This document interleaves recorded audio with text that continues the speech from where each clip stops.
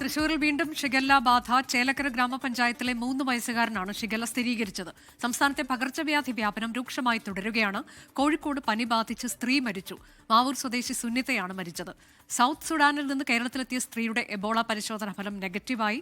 പകർച്ചവ്യാധി പ്രതിരോധത്തിന് അടിയന്തര രൂപരേഖ തയ്യാറാക്കാൻ ഹൈപവർ കമ്മിറ്റി യോഗം ചേർന്നു. പ്രതിരോധ പ്രവർത്തനങ്ങൾ ആരോഗ്യവകുപ്പിന്റെ മാത്രം ഉത്തരവാദിത്തമല്ല എന്ന് മന്ത്രി കെ മുരളീധരൻ പറഞ്ഞു. രാത്രി 10:30 പൂന വൈറോളജിക്കൽ ഇൻസ്റ്റിറ്റ്യൂട്ടിൽ നിന്ന് അതിൻ്റെ റിസൾട്ട് വന്നു, നെഗറ്റീവാണ്. രോഗിയെ ഹോം ക്വാറന്റൈനിലേക്ക് അയച്ചു. ഒഴിഞ്ഞു.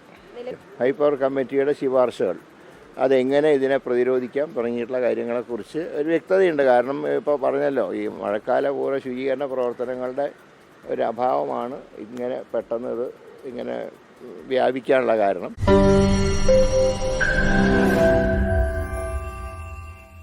ലോകത്തെവിടെയായാലും ഏത് സമയത്തും 24 വാർത്തകളും ഓഗ്മെന്റഡ് റിയാലിറ്റി പാക്കേജുകളും എക്സ്പ്ലെയിനറുകളും വിശദമായി കാണാൻ ഞങ്ങളുടെ യൂട്യൂബ് ചാനൽ നിങ്ങൾക്ക് സബ്സ്ക്രൈബ് ചെയ്യാം.